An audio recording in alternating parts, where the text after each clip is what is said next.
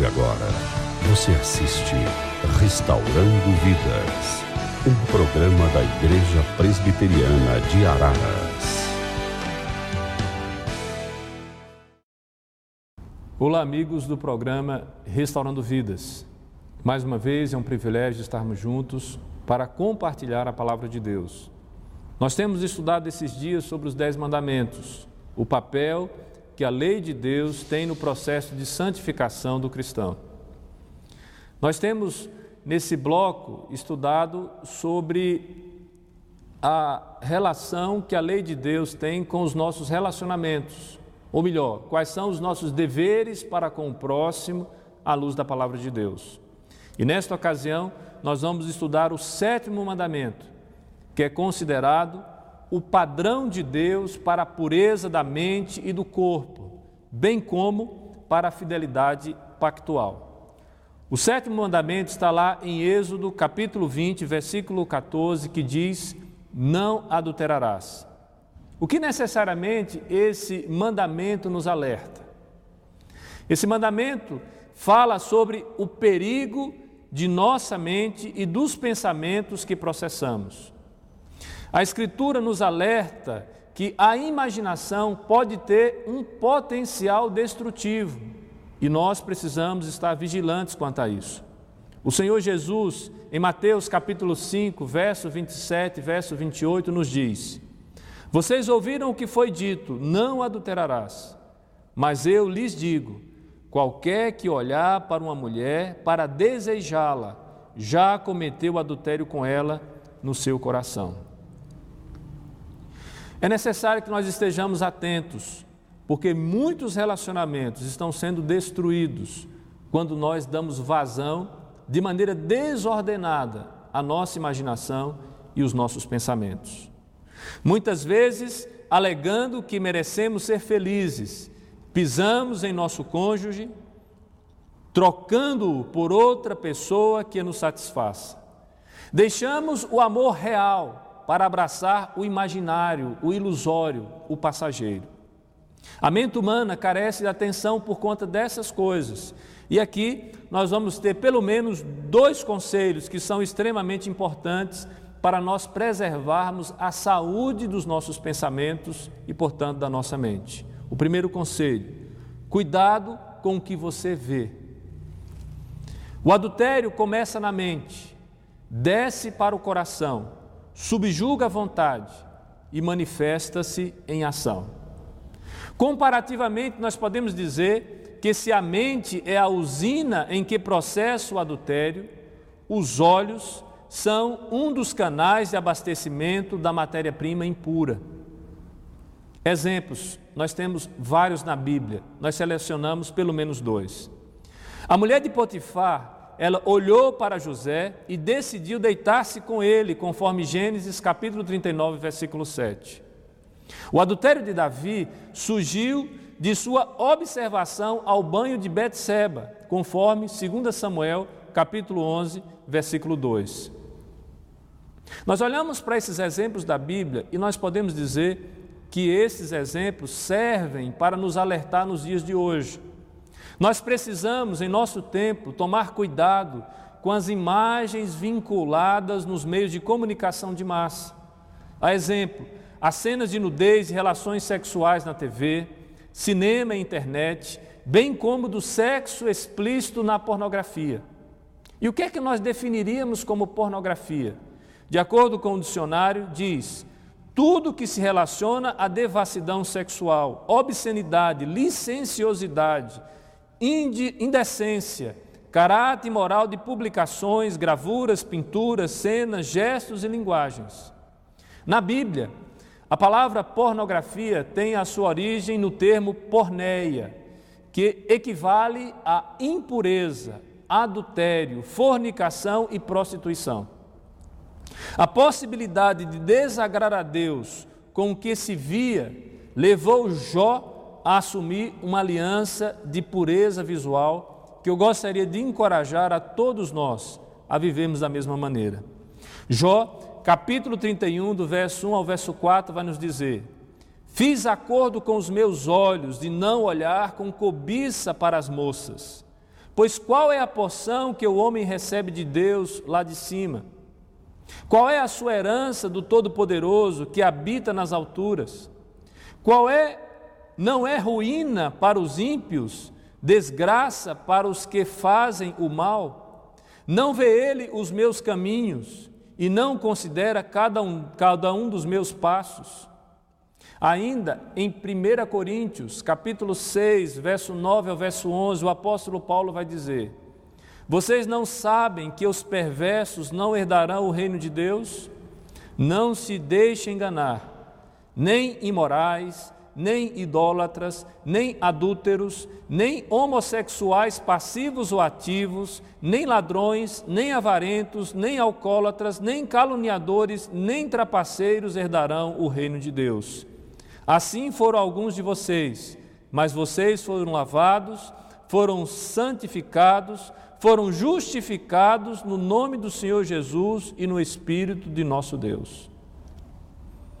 Segundo conselho: cuidado com o que se ouve. A obediência ao 7º mandamento exige cuidado com o que ouvimos. Conversas, mensagens, músicas impuras sujam a mente e prejudicam a nossa caminhada espiritual. O conselho bíblico para nós é: finalmente, irmãos, tudo que for verdadeiro, tudo que for nobre, tudo que for correto, tudo que for puro, tudo que for amável, tudo que for de boa fama, se houver algo de excelente ou digno de louvor, pensem nessas coisas, diz o apóstolo Paulo em Filipenses capítulo 4, versículo 8. Para resistir aos impulsos carnais, certamente nós teremos que buscar a Deus e nos afastar de toda fonte de impureza moral. A Escritura, em Gênesis capítulo 39, versículo 12, fazendo mais uma vez referência à história de José, diz que a mulher de Potifar agarrou José pelo manto e voltou a convidá-lo: vamos, deite-se comigo. Mas ele fugiu da casa, deixando o manto na mão dela. Mateus capítulo 5, versículo 29 diz: se o teu olho direito fizer pecar, arranque-o e lance-o fora. É melhor perder uma parte do seu corpo do que ser todo ele lançado no inferno.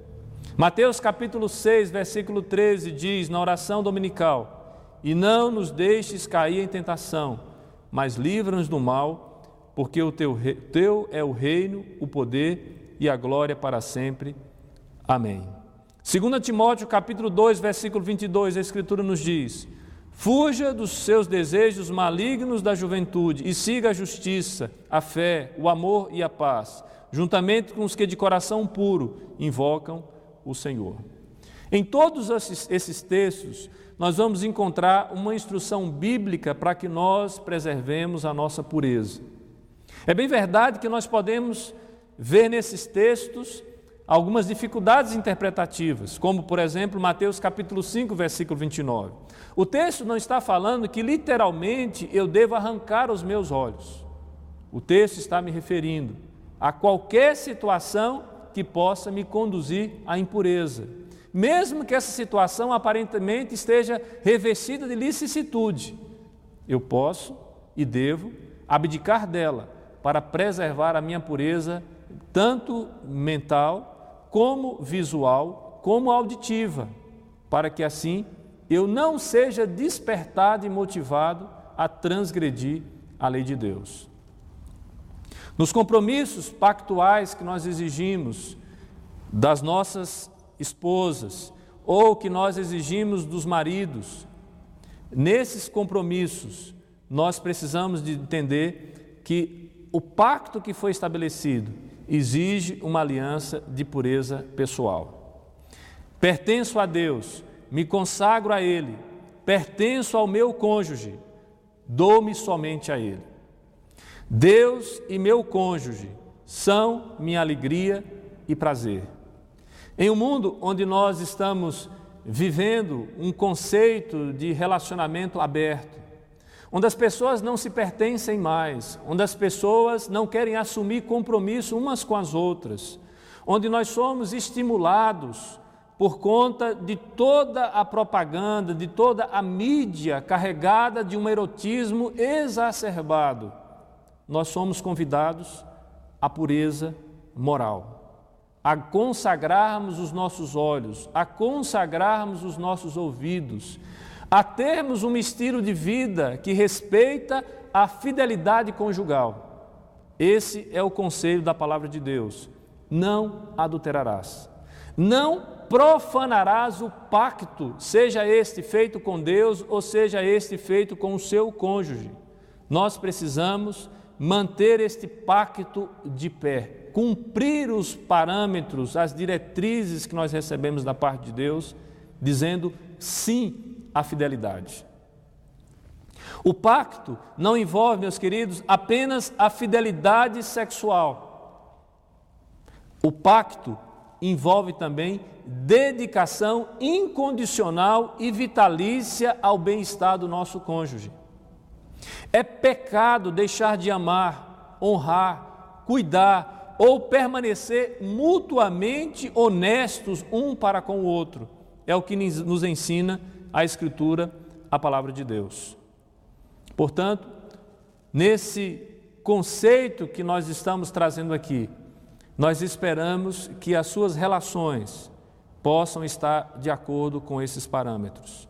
Aprendamos a viver, mesmo no presente século, com um coração puro, com olhos consagrados a Deus, pertencendo exclusivamente a Deus e que no que diz respeito às nossas relações conjugais, nós todos consigamos viver em fidelidade para com os nossos cônjuges. Que Deus abençoe a sua vida. Nós estamos chegando mais um final de um programa. Esperamos que Deus possa trazer diretriz, alento, norte à sua vida. Que você seja abençoado por esses estudos. Nós estaremos orando por você nesse instante e logo após a nossa oração, nós teremos ainda um cântico. Senhor Deus, nós sabemos, ó Pai, de todo o processo perverso, pervertido, ó Deus, que a cultura erotizada pode proporcionar. E diante disso, ó Deus, nós te suplicamos graça, para que nós sejamos capazes de nos desviar de todos esses obstáculos para uma vida de fidelidade. Que o Senhor ajude a nós a guardarmos os nossos olhos e os nossos ouvidos. Que o Senhor nos ajude, ó Deus, a nos distanciar do adultério, a vivermos em fidelidade para a honra, glória do Senhor e para a saúde das nossas famílias. Nós oramos assim, em nome de Jesus. Amém.